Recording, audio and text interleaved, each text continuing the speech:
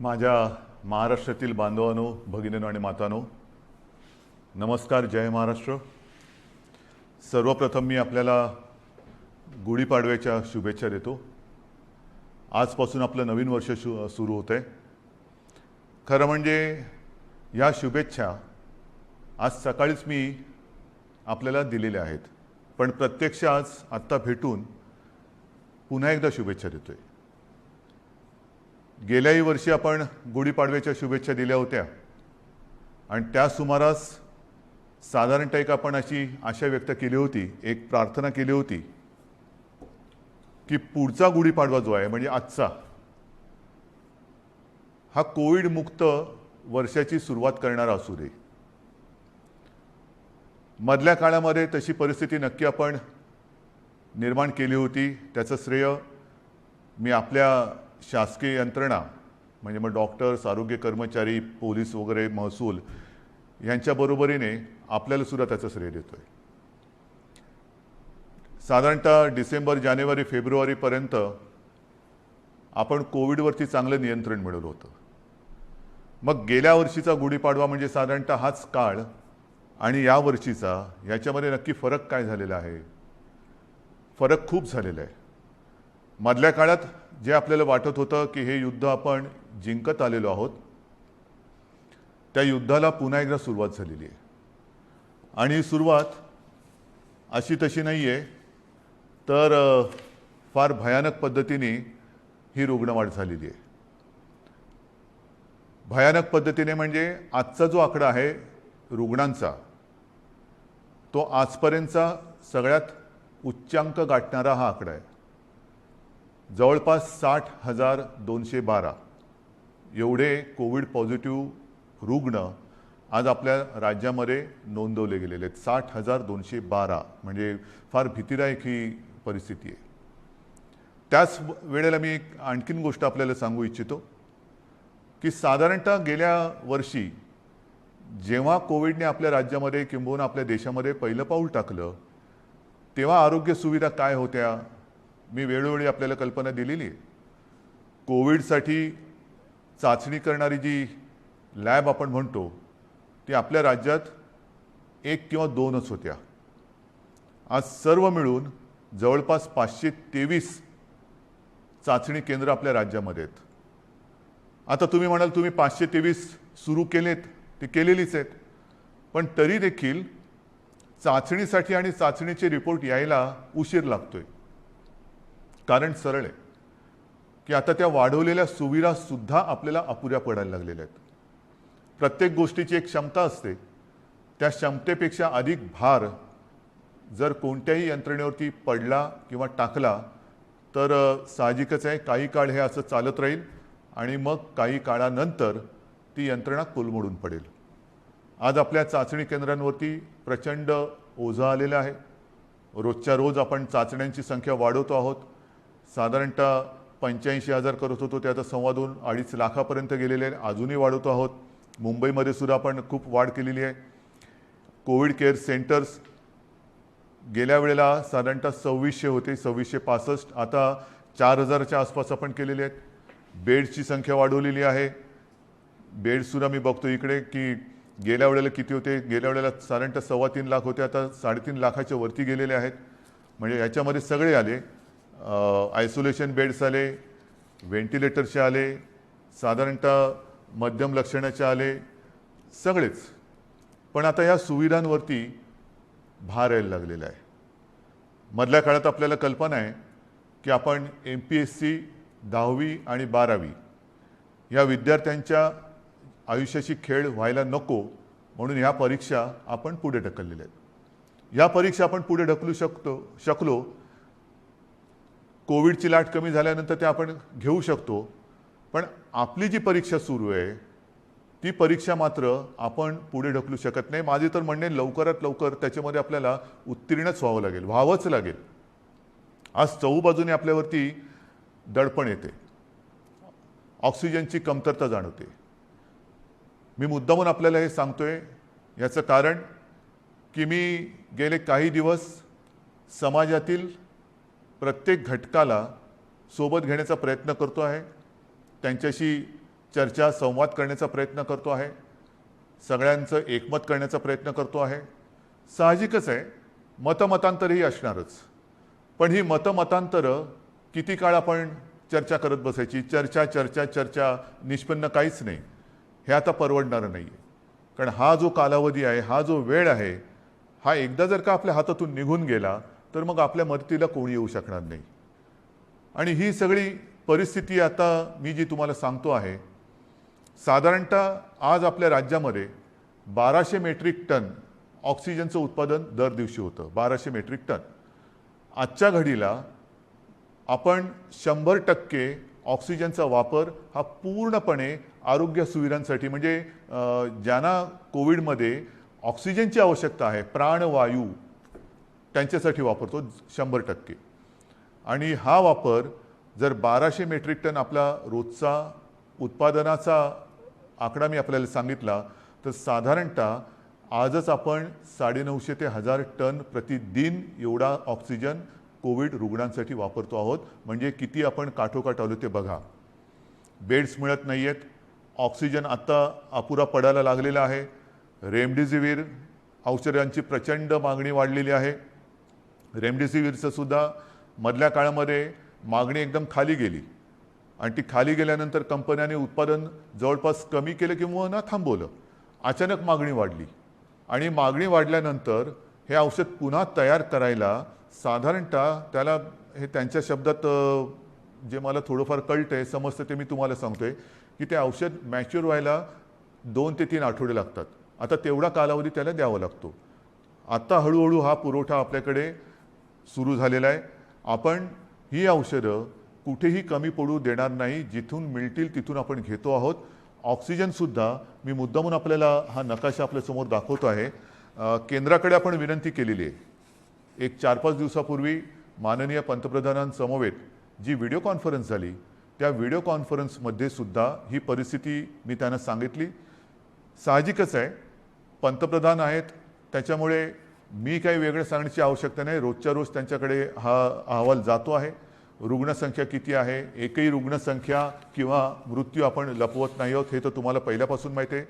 पारदर्शकपणाने सगळ्या गोष्टीला तोंड देतो आहोत, धाडसाने तोंड देतो आहोत, हे महत्त्वाचं आहे. काही लपवत नाही आहे.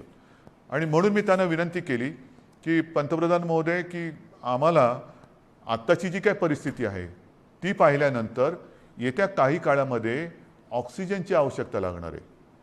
आमच्या इथे जे कारखाने आहेत किंवा जे उद्योग आहेत त्यांना मी विनंती केलेली आहे, त्यांनी तसं कबूल केलेलं आहे. त्यांच्या क्षमतेप्रमाणे ते आपल्याला ऑक्सिजन द्यायला त्यांनी सुरुवातही केलेली आहे.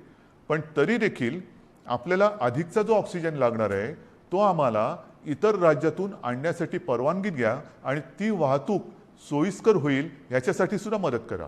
आता हे त्यांना सांगितल्यानंतर साधारणतः हा नकाशा बघा. ह्या नकाशामध्ये कुठून कुठून ऑक्सिजन आणण्यासाठी आपल्याला त्यांनी परवानगी दिलेले ते आपल्याला कळेल. विशेषतः ही जी राज्य आहेत ईशान्येकडची, ही किती हजार किलोमीटरवरती आहेत, किती शेकडो किलोमीटरवरती. म्हणजे इतर राज्यातून जर का ऑक्सिजन आणायचं झाला तर त्यालाही यायला किती वेळ लागणार आहे हे सुद्धा आपल्याला माहिती असणं गरजेचं आहे. म्हणजे हा एकदम शेवटचा जो आहे पश्चिम बंगालमधला आहे, तो 1300 किलोमीटरवरती. म्हणजे असे खूप काही शेकड्यापासून, म्हणजे काही आपल्या राज्यात आहेत, परंतु इतर राज्यांमध्ये सुद्धा जे कारखाने किंवा ऑक्सिजन उत्पादक आहेत त्यांच्याकडनं आपल्याकडे ऑक्सिजन यायला रस्त्याने आणि रोजचा किती येणार, किती आणणार, सुरळीत पुरवठा आपल्याला पाहिजे. आणि त्याच्यासाठी मी माननीय पंतप्रधानांना काही विनंत्या करतो आहे. त्या बाकीच्या तर मी आपल्याकडे सांगतोच, पण एक विनंती मी त्यांना करतो आहे, ज्याच्याबद्दल मी अधिकृत पत्र पण लिहितो आहे, की ही रस्त्याने आता ऑक्सिजन आणेपर्यंत आमच्याकडे फार विचित्र परिस्थिती निर्माण झालेली आहे. मला कल्पना नाही असं करता येणं शक्य आहे का. असेल तर आपल्याला लष्करी तज्ज्ञांची मदत घेऊन जर हवाई वाहतुकीने आमच्याकडे ऑक्सिजन आणू शकलो आपण आणि आणू शकत असू तर कृपा करून आम्हाला नुसती परवानगी नाही तर एअरफोर्सला सांगून आम्हाला मदत करायचे तसे आदेश द्या. एवढी निकड आता आपल्याला ऑक्सिजनची लागलेली आहे. कारण तुम्हाला मी हा नकाशा दाखवला. आपल्याकडनं टँकर जाणार, तिकडनं ते भरणार, त्याच्याकडनं ते आपल्याकडे येणार. कदाचित तिथे जरी टँकर्स मिळाले तरी तिथे ते टँकर भरले जाणार, आणि आपल्याकडे येणार, पुन्हा इकडे आणून एका वेळेला किती आणणार, आणखीन ऑक्सिजन लागणार, मग रोजची ही वाहतूक आपल्याला सुरू ठेवावी लागणार. रोज आपल्याला ऑक्सिजनचा हा पुरवठा लागणार आहे, रोज आपल्याला रेमडेसिवीरचा पुरवठा लागणार आहे. आणि ही सगळी परिस्थिती बघितल्यानंतर मग मात्र आपल्याला ही आपत्कालीन परिस्थिती आहेच ही धरून हवाई वाहतुकीने, लष्कराच्या मदतीने सुद्धा जर करता येणं शक्य असेल तर कृपा करून तशी मदत आम्हाला करावी, अशी विनंती मी आपल्या माध्यमातून सुद्धा, म्हणजे आता या फेसबुक लाईव्हच्या माध्यमातून आणि मी स्वतः व्यक्तिगत फोनही करीन आणि पत्रसुद्धा लिहितोय. तर ही एक मागणी आहे. तसंच आणखीन 1-2 मागण्या ज्या मला काही वर्गाने केलेल्या आहेत त्यासुद्धा मी वाचूनच दाखवतो की साधारणतः मार्च महिन्यामध्ये GSTचा परतावा दाखल करण्याची मुदत असते. ती मुदत लघु आणि मध्यम उद्योजकांसाठी आणखीन 3 महिन्यांनी वाढवावी, अशी मी विनंती माननीय पंतप्रधानांना करतोय. की आता हे सगळे संकटातच आहोत आपण. हे संकट ही आपत्ती आहे. या आपत्तीमध्ये आपणच यांना सांभाळून घ्यायला पाहिजे. कारण इतर वेळेला अर्थचक्र चालवणारी हीच लोक आहेत. उद्योगधंदे राहिले पाहिजेत, रोजीरोटी राहिली पाहिजे, नाहीतर मग जगायचं कशासाठी. तर त्यांना थोडासा एक आधार देण्यासाठी GSTचा जो एक परतावा आहे तो त्याला 3 महिन्यांनी तरी किमान मुदतवाढ द्यावी, अशी मी माननीय पंतप्रधानांना विनंती करतो आहे. नंतर जसे आपण बघत असतो की भूकंप होतो, काही वेळेला अतिवृष्टी होते, पूर येतो, मग ती नैसर्गिक आपत्ती आपण जाहीर करतो. नैसर्गिक आपत्ती जाहीर केल्यानंतर मग त्याच्यामधले जे काही निकष असतात त्या निकषच्या अनुषंगाने आपण वैयक्तिक मदत ही करत असतो. तर ही सुद्धा एक नैसर्गिक आपत्ती आहे, तिथं आपण सगळ्यांनीच मानलेली आहे. पण ह्या नैसर्गिक आपत्तीमध्ये जसं इतर नैसर्गिक आपत्तीमध्ये जे निकष आपण लावतो आणि विशेषतः ज्यांची रोजीरोटी ही ह्याच्यामध्ये थोडीशी हल्लेली आहे म्हणा, किंबहुना जाण्याची शक्यता निर्माण झालेली आहे, त्यांच्या रोजीरोटीवरती गदा किंबहुना संकटात सापडलेली आहे, अशा लोकांना व्यक्तिगत मदत आपण काय करू शकतो ती मदतसुद्धा द्यावी, अशी मी माननीय पंतप्रधानांकडे विनंती करतो आहे. याचं कारण असं की ही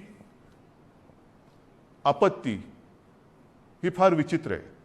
याच्यावरती अजूनही म्हटलं तर औषध सापडलेलं तर नाहीच आहे, पण लस ही सापडलेली आहे. माननीय पंतप्रधानांनी सांगितलं की 11 ते 14 तारखेपर्यंत टीका महोत्सव करा. आहे, माझं तर म्हणणं केवळ 4च दिवस नाही, आमच्याकडे आम्ही लसीकरणाचा वेग हा मोठ्या प्रमाणावरती वाढवलेला आहे. पुन्हा मी त्या लस किती मिळते आणि किती ह्या राजकारणात जाऊ इच्छित नाही, पण लसीकरण हे वाढवावंच लागेल. लसीकरण का वाढवायचं, तर लसीकरण केल्यानंतर ह्या लाटेतून बाहेर पडू का नाही. कारण लस दिल्यानंतर सुद्धा प्रतिकारक शक्ती यायला काही दिवस जावे लागतात. नक्कीच आत्ताची लाट ही प्रचंड मोठी आहे.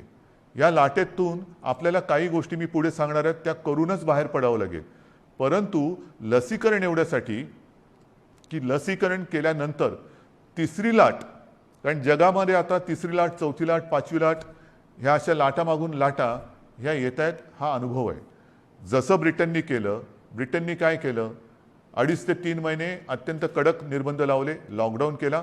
पण दरम्यानच्या काळामध्ये त्यांनी संपूर्ण जनतेला, जवळपास काही टक्के जनता त्यांनी आता कव्हर केली, 50%हून जास्त झाली असेल जनतेला, त्यांनी वॅक्सिनेशनच्या माध्यमातून एक सुरक्षित केलं.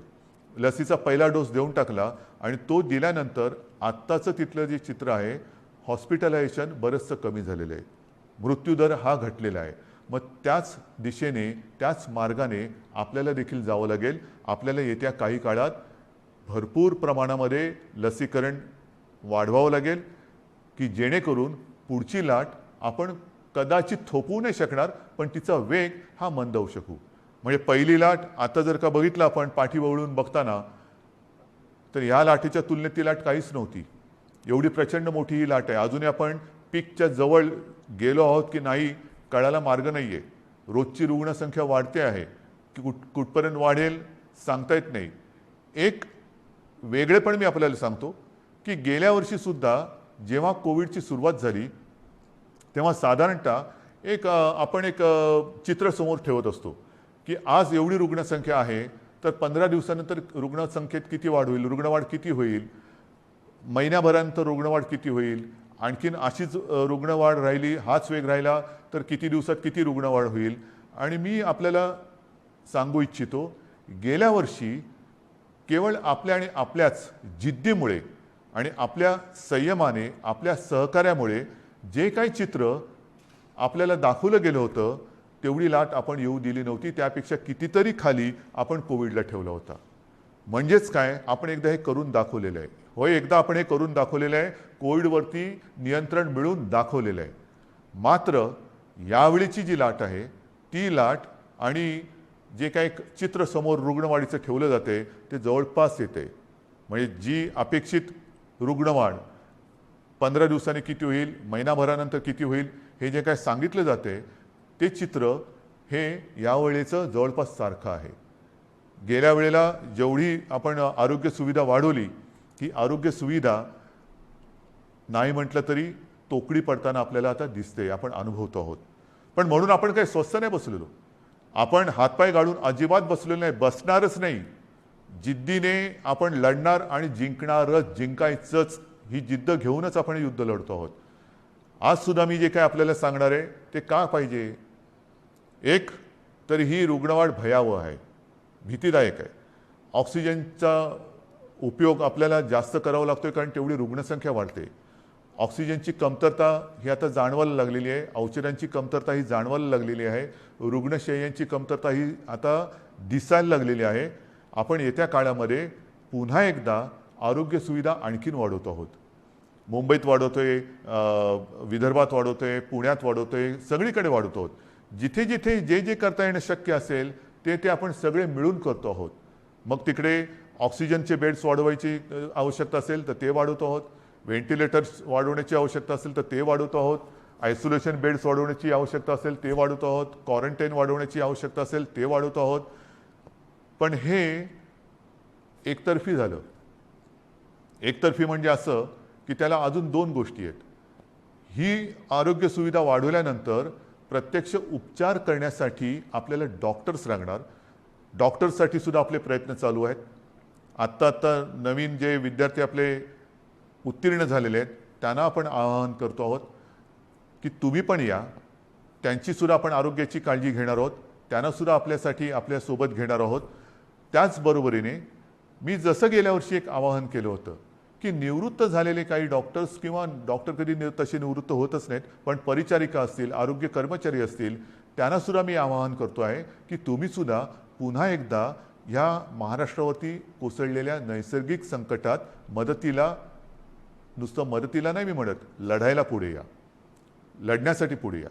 सर्व स्वयंसेवी संस्था आहेत, सेवाभावी संस्था आहेत, व्यक्ती आहेत, त्यांनासुद्धा मी आवाहन करतोय की आता वेळ आलेली आहे, तुम्ही सुद्धा या.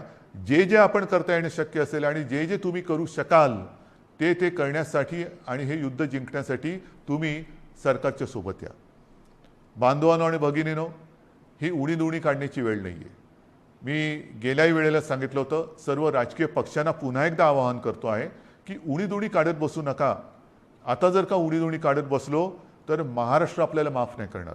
राजकारण आपण वृत्तपत्रात वाचलं की माननीय पंतप्रधानांच्या समवेत झालेल्या व्हिडिओ कॉन्फरन्समध्ये सुद्धा मी त्यांना हीच विनंती केली की देशातील सर्व प्रमुख राजकीय नेत्यांना एकत्र बोलून व्हिडिओ कॉन्फरन्सच्या माध्यमातून सर्वांना सांगा की आता राजकारण बाजूला ठेवा. हे फार मोठं संकट आहे. आपण एकत्र येऊन जर का लढलो नाही, जर आपण याला साथ म्हणत असू तर आपण सुद्धा एक साथ आलो पाहिजे, एक साथ लढलं पाहिजे, तरच या साथीवरती आपण विजय मिळवू शकतो. आणि म्हणून ही सगळी परिस्थिती आपल्याला सांगितल्यानंतर नाईलाजाने मला काही गोष्टी ह्या थोड्याशा बंधनात्मक आपल्याला कराव्या लागणार आहेत. आणि मला खात्री आहे की हे जे निर्बंध आपण लावतो आहोत हे केवळ आणि केवळ आपल्यासाठी आहेत. मला आनंद होतोय असं कृपा करून समजू नका. मी गेले महिनाभर साधारणतः याची कल्पना देत आलेलो आहे की असं नाही झालं तर काय होईल, तसं नाही झालं तर काय होईल. आपण तसं म्हटलं तर बराचसा वेळ चर्चेमध्ये आणि विचारविनिमयात घालवलेला आहे. आता मात्र कडक पावलं उचलण्याची आवश्यकता आणि ती वेळ तो क्षण आलेला आहे. मग काय करायचं. मी एकदम काही लॉकडाऊन असं म्हणत नाही आहे, पण काही निर्बंध हे साधारणतः त्या सदृश्य आहेत. कारण ही साखळी जर का तुटली नाही तर ही साखळी आपल्याला पूर्ण गुरफटून गुंबरून टाकल्याशिवाय राहणार नाही. आपल्याला रोजीरोटी महत्त्वाची आहेच, त्याहीबद्दल मी बोलणार आहे. पण रोजीरोटीच्या बरोबरीने आधी जीव वाचवायला पाहिजे. जीव वाचलं तर सगळं काही आहे. आणि जीव वाचवणं हाच आत्ता आपल्यासमोरचा महत्त्वाचा मुद्दा आहे. आणि तो वाचवण्यासाठी मी पुन्हा एकदा सगळ्यांना हात जोडून विनंती करतो आहे की आजपर्यंत जी काही निर्बंध आपण टाकलेले होते त्या निर्बंधात आता आपण अधिक वाढ करतो आहोत. आणि हे निर्बंध उद्या 8 वाजल्यापासून, संध्याकाळी 8 वाजल्यापासून आपल्या राज्यात लागू होतील. एक फक्त अपवाद थोडा आपल्याला करावा लागणार आहे, कारण तिथे 2-4 दिवसामध्ये मतदान आहे. ते म्हणजे पंढरपूर मंगळवेढा मतदारसंघ, विधानसभा मतदारसंघ. आपल्याला कल्पना आहे की तिथले आपले लोकप्रतिनिधी भारत भालके यांचं कोरोनामुळेच निधन झालं होतं. दुर्दैवाने ते आपल्यातून गेले आणि त्यांची जी जागा आहे त्या मतदारसंघात येत्या 2-5 दिवसामध्ये मतदान आहे. मतदान झाल्यानंतर मात्र तिकडे सुद्धा हे निर्बंध अत्यंत कडकपणाने लागू होतील. म्हणून मी थोडंसं माझ्या आणि आपल्या सगळ्यांच्या मनाविरुद्ध असलं तरी ह्या काही गोष्टी आपल्याला सांगतो आहे. मला खात्री आहे की आजपर्यंत जसं सहकार्य आपण मला केलं, ज्या ज्या गोष्टी मी आपल्याला सांगितल्या त्या गोष्टी आपण पाळल्या, तसंच सहकार्य येत्या काही दिवसासाठी आपण मला कराल आणि तसं करावं अशी मी प्रथम आपल्याला विनंती करतोय. काही निर्बंध मी आपल्याला वाचून दाखवतो आहे आणि बाकीचे सर्व निर्बंध जे आहेत, सगळे नियम आहेत, ते लवकरात लवकर हे प्रसिद्धी माध्यमाच्या माध्यमातून आणि आपल्या जी काही साईट आहे त्याच्यावरती अपलोड केले जातील की जेणेकरून सर्वांना अत्यंत स्पष्ट शब्दात त्याची कल्पना येईल. जे निर्बंध आहेत ते असे आहेत की उद्या संध्याकाळपासून आपण ब्रेक द चेन, म्हणजे ही शृंखला तोडायची, आपल्याला तोडावीच लागेल. आणि ती तोडण्यासाठी आपण राज्यात 144 कलम लागू करतो आहोत. म्हणजेच आजपर्यंत ही दिवसा जमावबंदी आणि रात्री संचारबंदी असं होतं, कधी रात्री जमावबंदी करत होतो. आता मात्र आपल्याला पुढचे किमान 15 दिवस राज्यामध्ये संचारबंदी लागू करावी लागत आहे. अनावश्यक येणं जाणं हे आपल्याला आता पूर्ण बंद, मी टाळणं म्हणत होतो, आता ते पूर्ण बंद करावं लागणार आहे.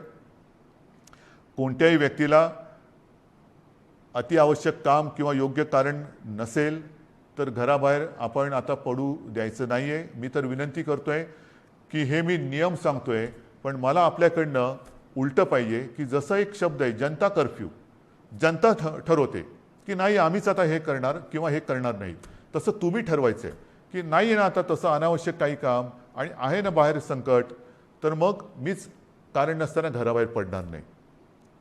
मी आता कोरोनाला मदत करणार नाही, मी सरकारला मदत करणार, मी माझ्या नागरिकांना मदत करणार. आपल्याला आता प्रत्येकाने ठरवलं पाहिजे की कोणाला मदत करायची, कोरोनाला मदत करायची की कोरोना विरुद्ध लढणाऱ्या सरकारला आणि माझ्या माता भगिनींना आणि बांधवांना मदत करायची. हा निर्णय आता ज्यांनी त्यांनी घ्यायचा आहे की कोरोनाला मदत करणारे कोण आहेत आणि कोरोना विरुद्ध लढणारे कोण आहेत, कोरोना दूत कोण आहेत आणि कोविड योद्धे कोण आहेत, हे आता आपल्याला आता कळणार आहे. आणि म्हणून मला असं वाटतं की काही गोष्टी ज्या आहेत त्याच्यात आवश्यक कॅटेगरी सेवा व उपक्रम वगळून सर्व आस्थापना, सार्वजनिक ठिकाणे, इतर सेवा बंद राहतील. सकाळी 7 ते रात्री 8, सकाळी 7 ते रात्री 8 ह्या काळामध्ये आपण अत्यावश्यक सेवा ज्या आहेत त्या चालू ठेवणार आहोत. एक गोष्ट मी मुद्दामून सांगतोय की आपण सार्वजनिक वाहतूक व्यवस्था बंद करत नाही आहोत, म्हणजे लोकल्स बंद करत नाही आहोत, बस सेवा बंद करत नाही आहोत. मात्र त्या केवळ आणि केवळ अतिआवश्यक कामासाठीच वापरल्या जातील. आणि त्यातून त्या चालू का ठेवतोय तर जीवनावश्यक सेवा सुविधा देणारा जो कर्मचारी वर्ग आहे त्याचं येणं जाणं, कारण त्या जर का बंद पडल्या, म्हणजे पाणी आहे, आपले सफाई कामगार आहेत, त्यांना कुठेही तसं आपण सांगू शकत नाही वर्क फ्रॉम होम, घरी राहा आणि शहर स्वच्छ करा, घरी राहा आणि शहराचा पाणी पुरवठा सुरळीत ठेवा. नाही, त्यांना संकट असो वा नसो, आपल्यासाठी आपल्याला सेवा सुविधा देण्यासाठी रोज कामावर यावंच लागणार आहे. आणि म्हणून त्यांची ये जा ही सुलभतेने व्हावी म्हणून आपण पब्लिक ट्रान्सपोर्ट हे चालू ठेवतो आहोत. आणि त्याच्यामध्ये सुद्धा आवश्यक कॅटेगरी कोणती धरलेली आपण, साहजिकच आहे रुग्णालय आहेत, दवाखाने आहेत, वैद्यकीय विमा, औषधी कंपन्या, औषधी दुकाने, वैद्यकीय सेवा देणारे काही डीलर्स आहेत, वाहतूक सप्लाय चेन आहे, लस उत्पादक व वाहतूक करणारे, कारण लस उत्पादक त्यांच्यासाठी वायल्स लागतात, त्यांचे कारखाने उघडे राहतील, त्यांची वाहतूक ये जा करणारे वाहन आहेत ती चालू राहणार आहेत.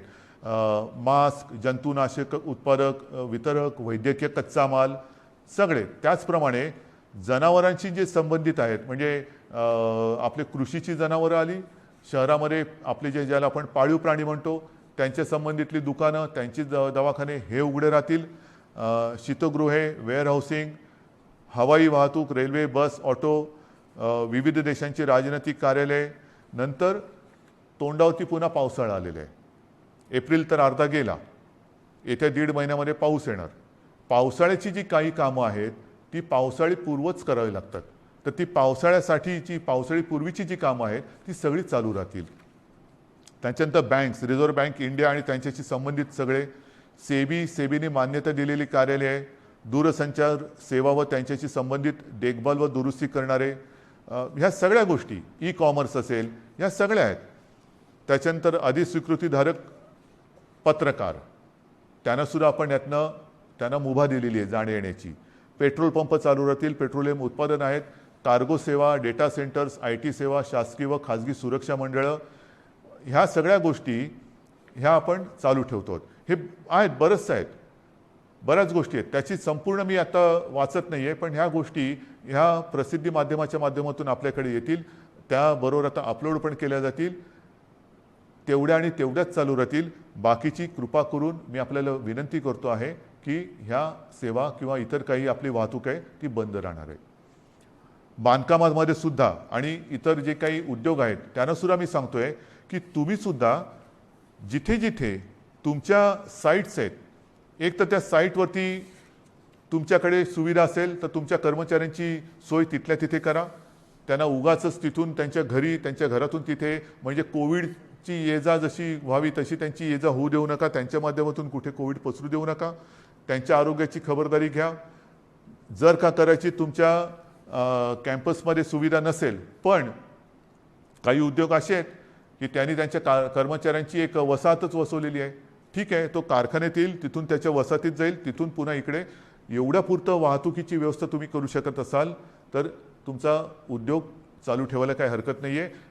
आपल्याला अनावश्यक सगळ्या गोष्टी, सगळी ये जा ही थांबवायची आहे. म्हणून कृपा करून अनावश्यक गोष्टी ज्या आहेत त्या टाळायला पाहिजे. आता हॉटेल्स, रेस्टॉरंट यांना सुद्धा आपण त्यांच्यावरती पूर्वीप्रमाणेच निर्बंध असतील आणि टेक अवे व होम डिलिव्हरी एवढंच करता येईल. कर्मचाऱ्यांना लसीकरण आता हे बंधनकारक आहे. रस्त्यावरच्या खाद्य विक्रेत्यांना सुद्धा त्यांना आपण का परवानगी देतोय की अनेक गोरगरीब असे आहेत की ज्यांच्याकडे एकेका खोलीत ते 5-5, 7-7, 8-8 लोक राहतात. एका खोलीत एवढे लोक राहतात, त्यांच्याकडे स्वयंपाकघराची सोय नाही, मग बाहेर त्यांना खावं लागतं. आणि मग ते खाणार कुठे? जर रेस्टॉरंट्स आणि इतर ज्या काही गोष्टी आहेत त्यांना आपण टेक अवे, घरी पार्सल नेण्यासाठी परवानगी देत असू, तर रस्त्यावरच्या खाद्य विक्रेत्यांना सुद्धा सकाळी 7 ते रात्री 8 या वेळेमध्ये तिथल्या तिथे नाही, त्यांनी सुद्धा ते पॅक करून जो कोणी गोरगरीब येईल त्याला ते देण्याची व्यवस्था करावी. आपल्याला गर्दी टाळायची आणि अनावश्यक वाहतूक तर नाहीच पाहिजे.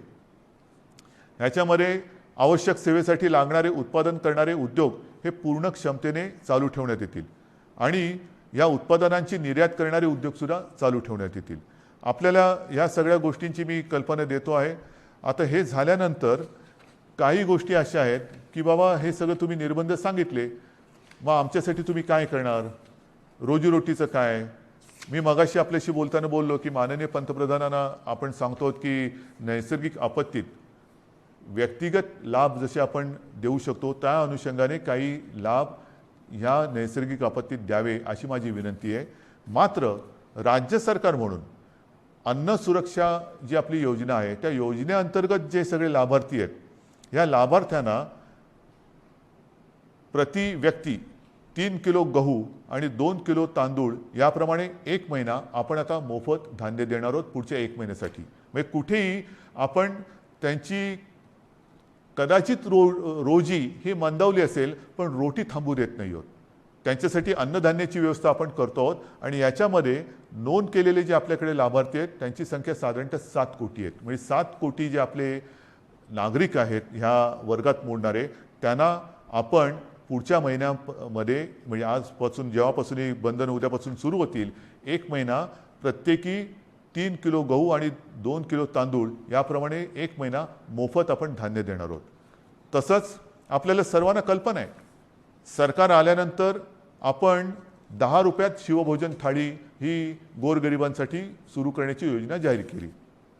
ती जाहीर केली, योजना सुरू झाली आणि कोविड आला. मग काय करायचं?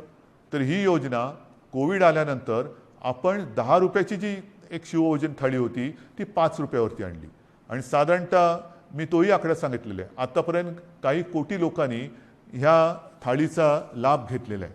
आता आपण ही शिवभोजन योजना जी आहे, ही जी थाळी आहे ती 10 रुपयाची थाळी आपण 5 रुपयात केली होती. आता पुढचा 1 महिना शिवभोजन आपण मोफत देणार आहोत. 2 लाख थाळ्या जवळपास आपण रोज देतो. ह्या 2 लाख थाळ्या म्हणजे हे शिवभोजन आपण हे मोफत देणार आहोत गोरगरिबांसाठी. म्हणजे सांगतात ना की तुम्ही लॉकडाऊन करताय पण रोजीरोटीचं काय? तर रोजी थोडीशी मंदावणार आहे. मी पुन्हा एकदा सांगतो, मला कल्पना आहे, पण रोटी कुठे आपण थांबू देत नाही. ही संपूर्ण व्यवस्था, हा सगळा जो काय मी भार नाही म्हणत, हे कर्तव्य जे आहे ते कर्तव्य आपलं सरकार हे समर्थपणाने सांभाळणारच. भार हा पडणार सरकारवरती, जसा तुमच्यावरती पडतोय तसा सरकारवरती पडतोय, पण सरकार हा आपल्या सगळ्यांच्या आशीर्वादाने भार सोसणार आणि सोसायला ते समर्थ आहे. त्याचप्रमाणे आणखीन काही योजना आहेत. मी आता हे वाचतो. संजय गांधी निराधार योजना श्रावणबाळ आणि केंद्र पुरस्कृत इंदिरा गांधी राष्ट्रीय वृद्धापकाळ निवृत्ती वेतन योजना, इंदिरा गांधी राष्ट्रीय विधवा निवृत्ती वेतन, इंदिरा गांधी राष्ट्रीय दिव्यांग निवृत्ती वेतन योजना, या 5 योजनेतील लाभार्थ्यांना 2 महिन्यांकरता प्रत्येकी 1000 रुपये आर्थिक सहाय्य आपण आगाऊ देतो आहोत. म्हणजे आधी देतो आहोत, नंतर नाही, आत्ता आधी देतो आहोत. आणि ह्याचे साधारणतः लाभार्थी हे किमान 35 लाख आहेत. म्हणजे वरती मी जसं सांगितलं तुम्हाला की दारिद्र्य रेषेखालील कुटुंब आहेत, काही निराधार महिला आहेत, वयोवृद्ध आहेत, दिव्यांग आहेत, असंघटित क्षेत्रातील नागरिक आहेत, कामगार आहेत, रिक्षाचालक आहेत, आदिवासी समाज, यांच्यासाठी आपण 3 किलो गहू आणि 2 किलो तांदूळ ही योजना जाहीर केली. शिवभोजन आपण पुढचा महिनाभर मोफत देतो आहे. त्याच्यानंतर आता ह्या योजना त्याच्यात जो 1000 रुपयांचा जो देणं असतं आपण ते आगाऊ देतो आहोत आणि त्याच्यात 35 लाख लोक आपण त्यांना एक नाही म्हटलं तरी आधार देतो आहोत. नंतर महाराष्ट्र इमारत व इमारत कामगार कल्याणकारी जे मंडळ आहे त्या मंडळामध्ये राज्यातील नोंदणीकृत बांधकाम कामगार जे आहेत त्यांना 1500 रुपये हे 1500 रुपये आपण अर्थसहाय्य देतोय प्रत्येकी. म्हणजे त्याच्यामध्ये साधारणतः 12 लाख पुन्हा लाभार्थी आहेत जे आपल्याकडे नोंदणीकृत आहेत. हे 1500 रुपये आपण त्या बांधकाम वर्गातील कामगारांना देतो आहे. घरेलू कामगार, आता हा एक वेगळा आपण हे करतोय. घरेलू कामगार जे नोंदणीकृत घरेलू कामगार आहेत त्यांच्यासाठी सुद्धा आपण एक निधी देतो आहोत. म्हणजे हा सुद्धा एक मोठा वर्ग आहे तसा, जो नोंदणीकृत आहे त्यांना आपण हा निधी देतो आहोत. त्याच्यानंतर आता पुन्हा तळहातावरती पोट हे ज्यांचं आहे तोच हा वर्ग आहे. त्याच्यामध्ये आणखीन थोडा वर्ग बाकी आहे, तो म्हणजे अधिकृत फेरीवाले. अधिकृत फेरीवाले आहेत. या फेरीवाल्यांसुद्धा आपण एका वेळचे 1500 रुपये प्रत्येकी देतो आहोत. फेरीवाल्यांसाठी जे अधिकृत नोंदणीकृत आहेत फेरीवाले त्यांना देतो आहोत. आणि हे जे देणं आहे हे या फेरीवाल्यांची स्वनिधी योजनेत बँकांकडे नोंदणी असल्यामुळे बँकांमार्फत हे त्यांच्या बँकेत हा जो काही निधी आहे तो त्यांना हस्तांतरण दिलं. ह्याच्यामध्ये जवळपास 5 लाख लाभार्थी आहेत.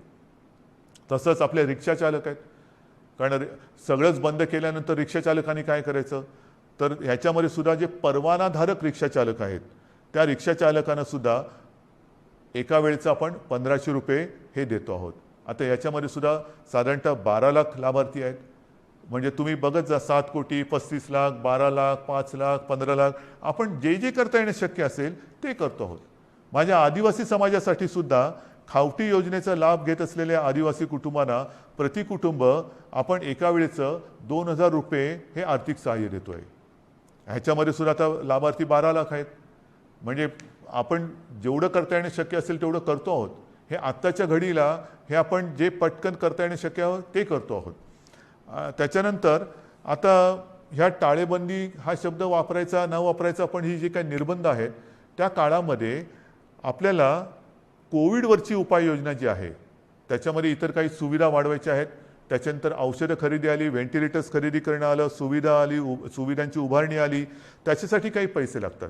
तर त्याच्यासाठी आपल्या जिल्हाधिकारी त्यांना काही पैसे आपल्याला त्यांच्याकडे देऊन ठेवावे लागतात की तुम्हाला आवश्यकतेनुसार, कारण पटकन आता रुग्ण आला आणि काही गरज लागली तर विचारत बसायचं नाही.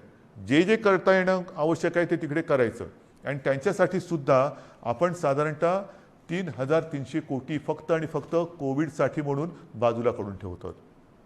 म्हणजेच काय की आपण हा सगळा जर का एक आढावा घेतला तर ढोबळमानाने हे सगळं आपण करण्यासाठी जवळपास 5,400 कोटी रुपये आपण हे विविध ज्याला आधार देतो म्हणतो, तुम्ही नुसती मदत नाही पण एक आधार देण्यासाठी आणि कोविड वाढू नये, वाढलाच तर औषधोपचारासाठी, सुविधांसाठी म्हणून आपण एवढा एक निधी बाजूला काढून ठेवतोय.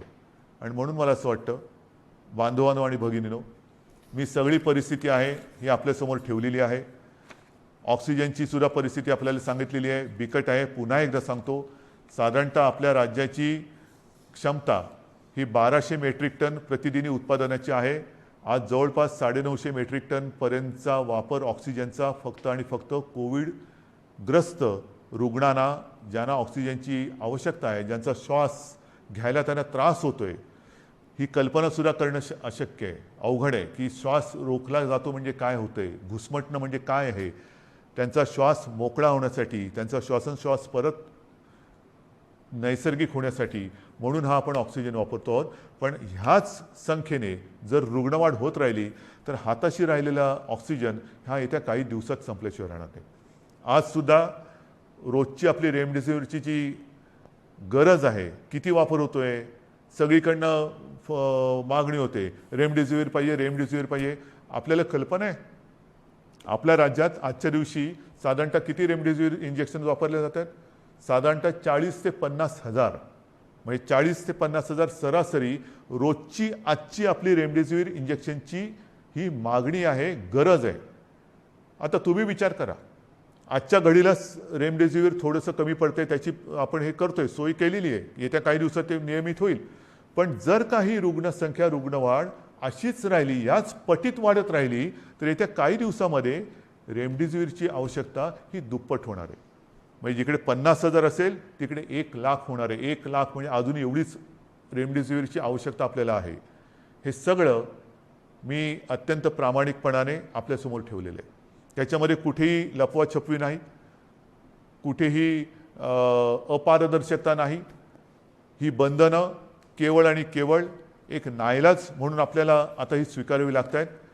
याचं कारण की जगभराचा जो अनुभव आहे, आरोग्य सुविधा वाढवणं, लसीकरण वाढवणं, मात्र त्याच वेळेला ती वाढवण्यासाठी थोडीशी एक मध्ये आपल्याला संधी लागते. ती संधी आणि ही साखळी तोडण्यासाठी आपल्याला हे निर्बंध स्वीकारावे लागत आहेत. हे पूर्ण जगाने आता स्वीकारलेलं सत्य आहे. आणि म्हणून माझी आपल्याला हात जोडून विनंती आहे की ही बंधनं ही एकतर्फी टाकलेली नाही आहेत. ही बंधनं टाकण्यामागे जो उद्देश आहे तो केवळ आणि केवळ प्राण वाचवणे हाच एक उद्देश आहे.